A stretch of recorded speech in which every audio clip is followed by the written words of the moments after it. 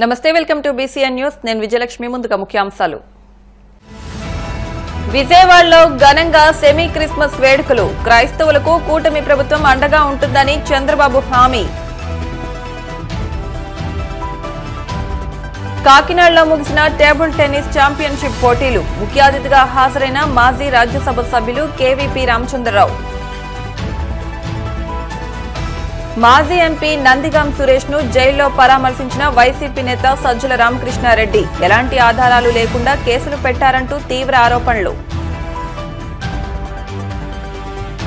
జంగారెడ్డిగూడెంలో chess championship పోటీలు 18 జిల్లాల నుంచి తరలివచ్చిన క్రీడాకారులు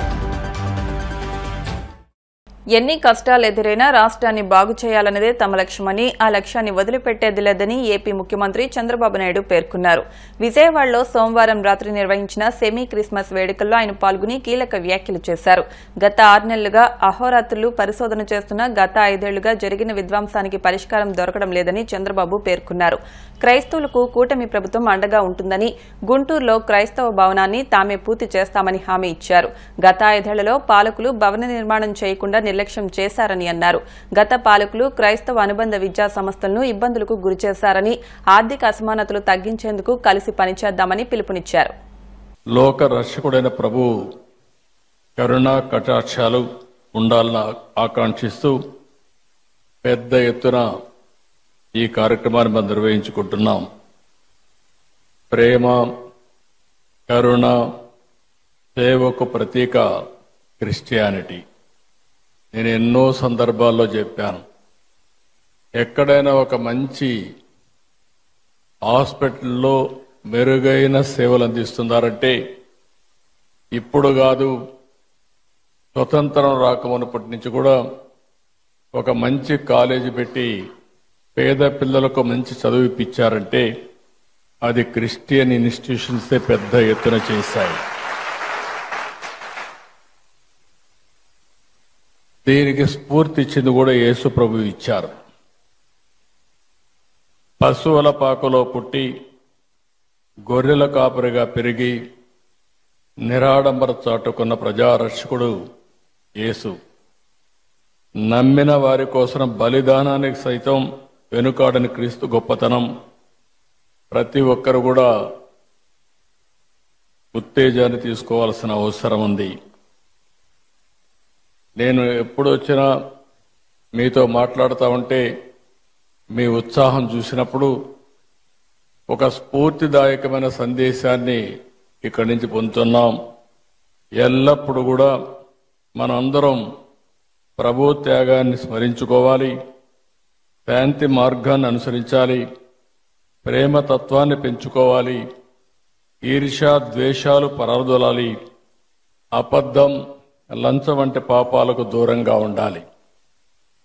ఈరోజు రోజు రోజుకు విలువలు పడిపోయే ఈ సమయంలో కనీసం మనం చూస్తే డిసెంబర్ నుంచి జనవరి అంతవరకు కూడా ఫస్ట్ వీక్ అంతవరకు కూడా ప్రపంచమంతా పెద్ద ఎత్తున జరుపుకునే ఏకైక పండుగ ఈ క్రిస్మస్ అని చెప్పి కూడా నేను మీకు తెలియజేస్తున్నా. జెరూసలం వెళ్లే క్రైస్తవులకి మొట్టమొదటిసారిగా ఆర్థిక సహాయం ప్రవేశపెట్టిన పార్టీ తెలుగుదేశం పార్టీ. ఆ విధంగా కూడా మనం ముందుకు పోయాం. ఇంకొక పక్క క్రైస్తవ విద్యార్థుల సంక్షేమం కోసం ప్రీ మెట్రిక్ స్కాలర్షిప్లు కానీ, పోస్ట్ మెట్రిక్ స్కాలర్షిప్లు కానీ, ట్యూషన్ ఫీజు అంతా కూడా రీఎంబర్స్మెంట్ చేయడం కానీ ఇవన్నీ చేశాం. ఈరోజు ఇలాంటి కార్యక్రమాలు 1-2 కాదు, చాలా కార్యక్రమాలు చేసి మనం ముందుకు పోయే పరిస్థితికి వచ్చాం. ఈరోజు ఇంకొక పక్కన మీరు చూస్తే 5 సంవత్సరాలు క్రిస్టియన్ సంస్థలు ప్రారంభించినటువంటి ఎయిడెడ్ ఇన్స్టిట్యూషన్స్ అన్ని డ్యామేజ్ చేసే పరిస్థితికి వచ్చారు, నిర్వీర్యం చేసే పరిస్థితికి వచ్చారు. కాకినాడ సురేష్ నగర్లోని శ్రీ ప్రకాష్ సినర్జీ పాఠశాలలో రాష్ట్ర స్థాయి టేబుల్ టెన్నిస్ ఛాంపియన్షిప్ పోటీలు ఘనంగా ముగిశాయి. ఈ టోర్నమెంట్ కి మాజీ రాజ్యసభ సభ్యులు కేవీపీ రామచంద్రరావు ముఖ్య అతిథిగా హాజరయ్యారు. ఈ సందర్భంగా ఆయన మాట్లాడుతూ ఈ క్రీడల ద్వారా విద్యార్థులు చదువులో కలిగే ఒత్తిడిని దూరం చేసుకోవచ్చని, క్రీడల్లో రాణిస్తూ విద్యలో ఉన్నత శిఖరాలను అధిరోహించవచ్చని, అంతేకాకుండా క్రీడల ద్వారా ప్రత్యేక గుర్తింపును పొందవచ్చని అన్నారు. ఈ కార్యక్రమానికి హాజరైన మరో ముఖ్య అతిథి deputy director of SAAP S V Ramana హాజరై క్రీడా స్ఫూర్తిని కొనియాడారు. క్రీడల వల్ల పట్టుదల, నాయకత్వ లక్షణాలు పెరుగుతాయని అన్నారు.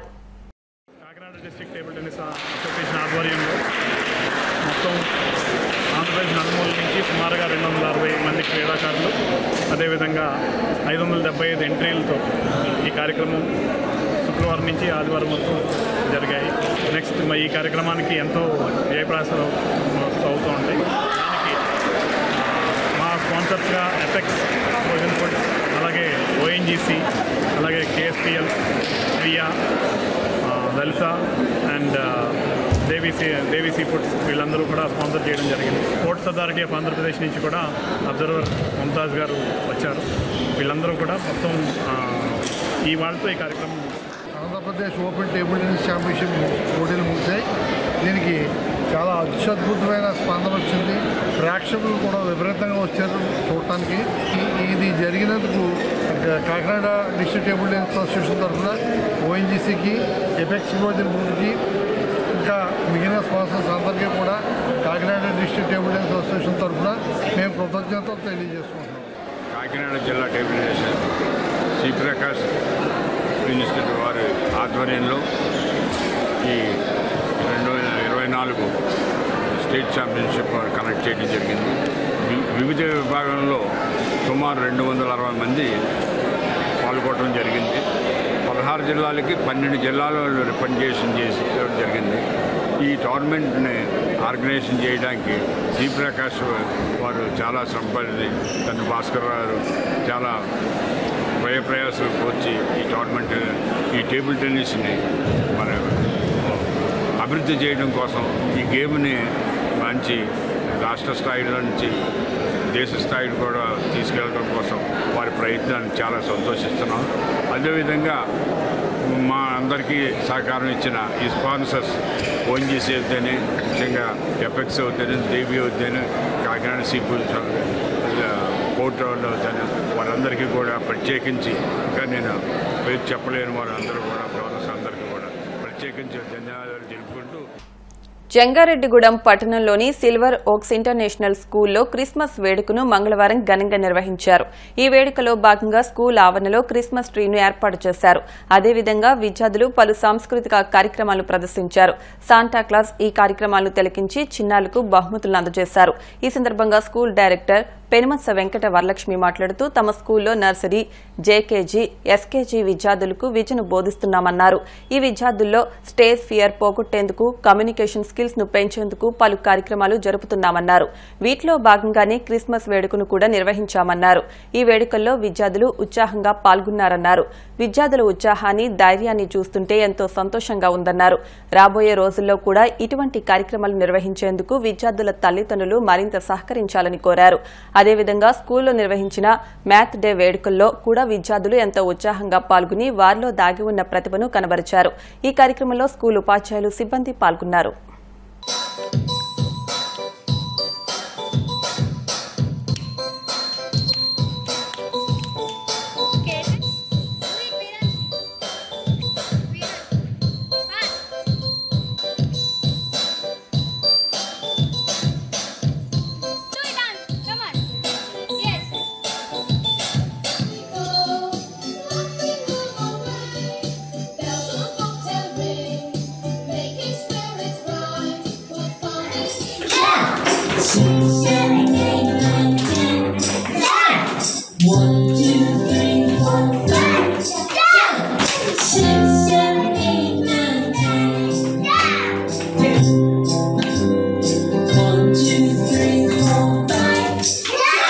Can you tell me what shape is this?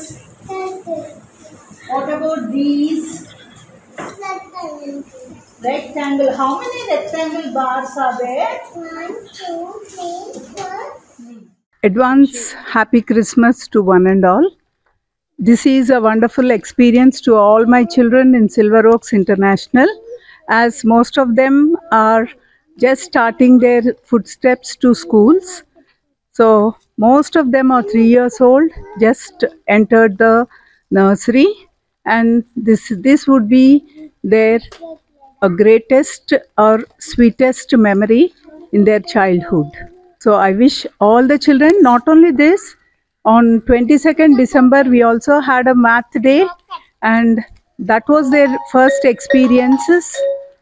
For all the children, they did their level best to showcase as per their age and knowledge. Our main intention is to get involved all the children is for them to overcome stage fear and get accustomed to public speaking and all. On December 22nd, when mic was given to each of the child, they were so excited, they were so happy.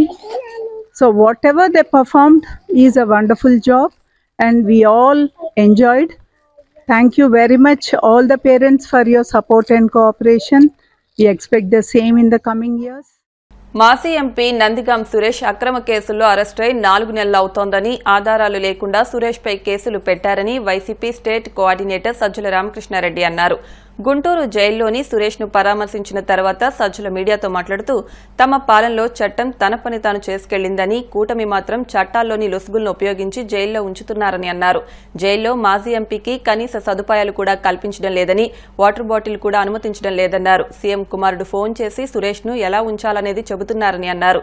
కూటమి ప్రభుత్వం కక్ష తీర్చుకోవడంలో కొత్త పద్ధతులు ఉపయోగిస్తోందని, మీకంటే బలంగా కొట్టగలిగే శక్తి వైసీపీకి ఉందని అన్నారు. 4 ఏళ్లలో తాము అధికారంలోకి వస్తే మా వాళ్లు చెప్పినా వినే పరిస్థితి ఉండదని సజ్జల హెచ్చరించారు. ఈ రోజు తెలుగుదేశం పార్టీ వ్యవహరిస్తున్న పద్ధతిలో మేము ఆ రోజు వ్యవహరించితే, జగన్మోహన్ రెడ్డి గారు వ్యవహరించితే ఈ కేసులన్నీ ఆ రోజే తీసేసి ఉండొచ్చు. అధికారంలో ఉన్నామని అడ్డగోలుగా కేసులు పెట్టలేదు. అధికారంలో ఉన్నాం, మా వాళ్ళ మీద తప్పుడు కేసు ఉంటే వాటిని తీసేయించాలని దానికి పోలేదు. చట్టం తన పని తను చేసుకుపోతుంది. ఏ డిపార్ట్మెంట్లో వాటి పని అవి చేయాలని జగన్మోహన్ రెడ్డి గారు ఏ లైన్ అయితే తీసుకున్నారో దాన్ని ఈరోజు వీళ్ళు రావడమే తెలుగుదేశం పార్టీ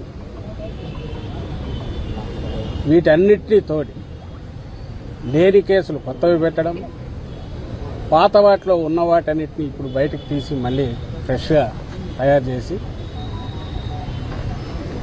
మేము ఏమరపాటుగా ఉన్నామంటే ఉన్నాము. ఎందుకంటే చట్టం తన పని చేసుకుపోతుందంటే న్యాయంగా ధర్మంగా ఉంటారని అనుకున్నాం. ఇలా తీసుకొచ్చేసి అక్రమంగా జైల్లో పడేస్తుంది.